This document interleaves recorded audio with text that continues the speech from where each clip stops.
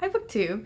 I'm here today to talk about the 7th book in the Betsy Tacy series for the read-along that a bunch of booktubers are doing, and I will leave a link in the description below to all of their channels. So each month we've been reading a book, and now we're up to the 7th one. And this is Betsy Was a Junior, and this came out in 1947, and this is by Maud Hart Lovelace. And I've read following along with the read-along, and this was my least favorite of all of them so far. But I do have high hopes for the next one.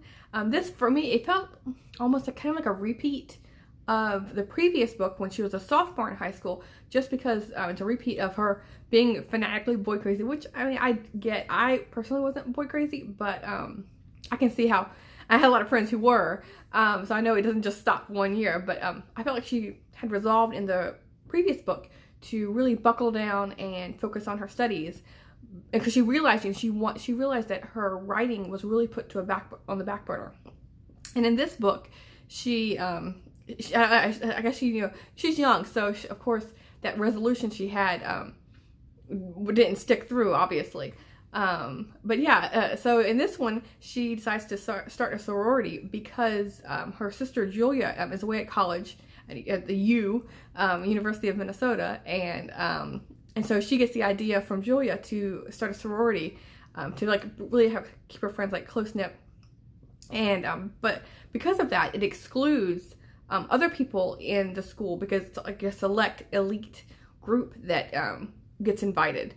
But it was kind of fun to see her imagination and how she comes up with creating this sorority. And so she actually convinces the boys to start their own fraternity.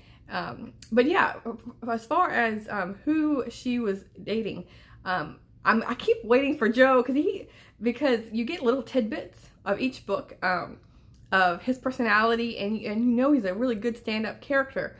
But so this next book is Betsy and Joe, I think is the title, and I can't wait for that one because in this one she doesn't really, I think, find men that suit her.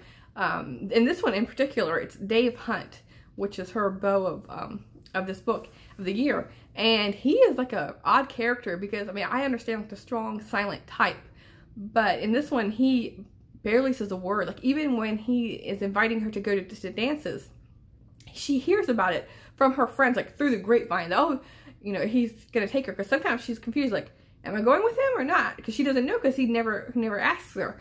So it's just like assumed because he's just, I don't know, too shy or what.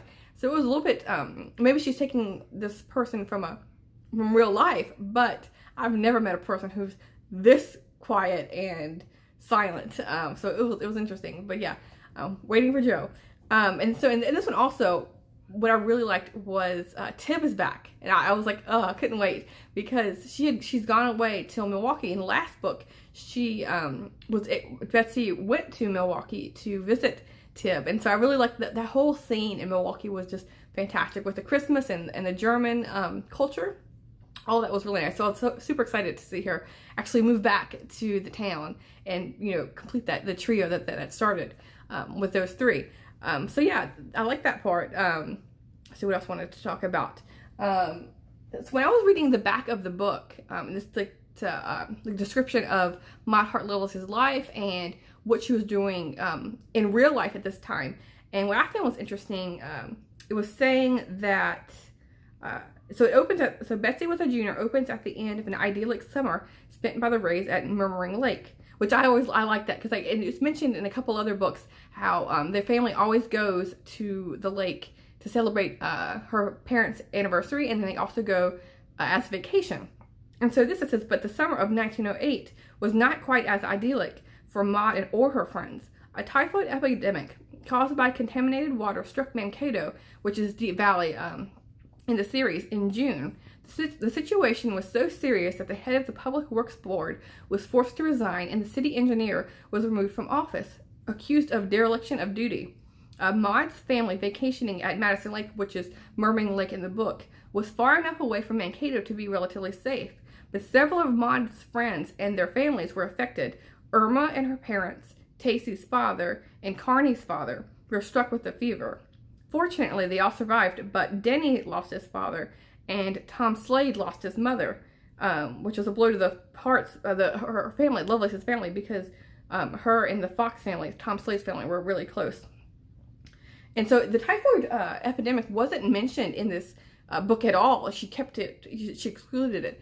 But I feel like the tone, especially at the end, when she finally actually does like have an epiphany of wanting to focus on school and not letting the academics and her writing slide as she has done in the past to hang out with her friends. And so I think that really shows her maturity level because of what happened in 1908 with the typhoid fever. And also, like in this book, how a couple of, not a couple, but Cab's father or mother, sorry, I can't remember which one, passes away. And so, so yeah, I think that's pulled from real life of experiencing her friend's parents dying, which is really hard. Even though, you know, she's an older child, she's still a child. You know, it's always hard to lose a parent. And so yeah, I think that's really what shows maturity at the end. So yeah, this is my thoughts on the book. Other than that, what else I want to talk about? Julia. I really liked how Julia, she's goes to university, which is fun to see. And I know it's exciting for her, but she always wants to be an opera singer. And so I really like how, even though the parents were kind of like waffling on whether or not they want this future for her, because it's just like now, like, you know, if you want to become an actress or an actor, how hard it is to break your way through in Hollywood. So I think it's the same kind of thing back then when, you know, of course there wasn't any televisions, but the same idea of, you know, becoming famous through opera. And so I really like how they still supported her in the end and sent her away to Germany. So I think it's going to be really fun to see what happens to her in the future books. So yeah, that's all I wanted to talk about today. Sorry for the ramble. But yeah, let me know what you thought of this book, and I'll see you soon. Thanks, BookTube.